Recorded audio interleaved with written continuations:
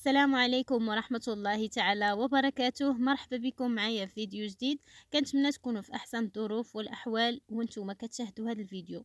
ان شاء الله غنحضر معكم في هذا الفيديو هذا الصلصه الخاصه بالبيتزا او المملحات. حضروها هكا مسبقا دفعه واحده ونحتفظوا بها في المجمد. فكره بسيطه ان شاء الله تنال الاعجاب ديالكم. آه بسم الله على بركة الله. اول حاجه في مطيشه عندي كيلو ونص ديال المطيشه اللي مغسوله، عندي 4 فصوص ديال الثوم، عندي بصله كبيره، عندي الفلفله حمراء، عندي غير جوج درتهم. الا عندكم نتوما الفلفله حمراء واجده موجوده ديرون قد مطيشه قد الفلفله، راه كتجي زوينه بزاف، كتجي رائعه واللون ديالها كيجي احمر بزاف. ما تحتاجوش تضيفوا ليها لا مطيشه الحك لا حتى شي حاجه.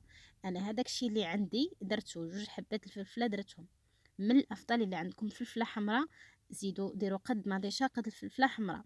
صافي قطعتها في طنجره عشوائيه، ضفت ليها الثوم مع الفلفله مع البصله.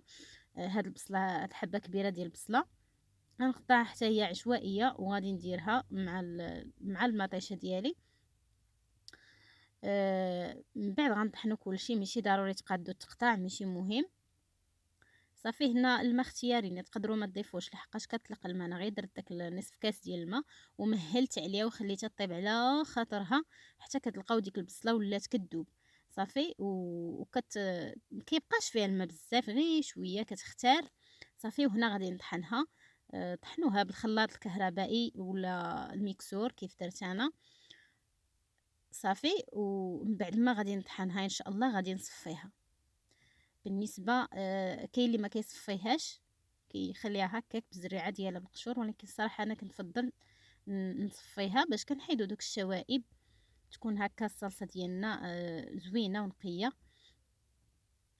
صافي غادي نصفي المطيشه.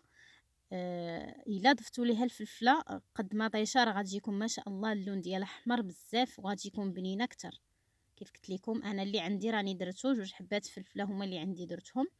الا عندكم من الافضل ديروها تجيكم غزاله. صافي من بعد ما صفيتها شفتو تيبقى لينا ديك القشور وداك الزريعه وداكشي، من الافضل نحيدوهم. صافي غادي نستمر حتى نصفي لاصوص كلها وغادي نعاود غادي نرجعها للطنجره. كيف شفتو راه كتجي كتقال في هذه المرحله هذه. بالنسبه للتوابل غادي نضيف زيت الزيتون، تقدروا تضيفوا زيت نباتيه معها. وغادي نضيف الملح حسب الذوق. غادي نضيف ملعقه صغيره ديال الفلفله حمراء. وغادي نضيف هنا ما نديرش ليه بزاف، درت غير الفلفله حاره وحاره بزاف، درت غير ربع ملعقه صغيره. درت اكليل الجبل الازير مطحون عندي. تقدروا الا عندكم الاعشاب منسمه ضيفوها. داكشي اللي عندي راني كنديرو. صافي والزعتر غنخليوه حتى طيب. هنا من بعد ما خلينا طابت على خاطر حتى كتركز وكيتحيد منها الماء، انا بغيت نضيف هاد الملعقه كبيره ديال مطيشه الحك لحقاش جاتني شويه اللون ديالها ما حمرش بزاف. كيف قلت لكم الا ضفتوا الفلفله حمراء بزاف غتجيكم غزاله، غتجيكم زوينه بزاف وحمراء. من بعد ما كطيب عاد كنضيف لها داك الزعتر. صافي وها الصلصه ديالنا واجده. من بعد ما غادي تبرد ليا الصلصه فانا درت هنايا واحد القوالب. ليكم الاختيار، تقدروا ديروها غير في البلاستيكات تقسموها على القياس اللي كتحتاجوا وتحتفظوا بها في المجمد. انا بغيت نقترح هذه الطريقه معكم وفي نفس الوقت صراحه عجباتني وجات زوينه. فانا درتها في هذه القوالب عندي ديال البلاستيك، هادو ديال بحال لي فيغين هما بلاستيك، درت لهم السلوفان وعمرتهم. وعندي هنايا هاد ليمون صغيورين ديال لي كيش حتى هما عمرتهم مباشره، ما كيلصقوا ما حتى شي حاجه، فاش كيجمدوا كيتحيدوا بسهوله. كفكره فقط. تقدروا ديروها في بواطات، نتوما ليكم الاختيار.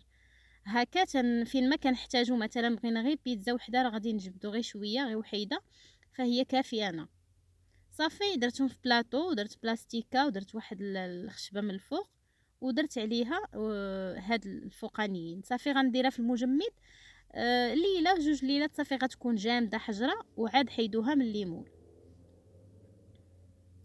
صافي من بعد ما كتجمد كنحيدها. كيف شفتوا كيتحيدوا بسهوله. هادو بالنسبه هادو درت فيهم السلوفان غنخليهم كيف ما هما. غنحيد غير القوالب والاخرين حتى هما كيتحيدوا بكل سهوله.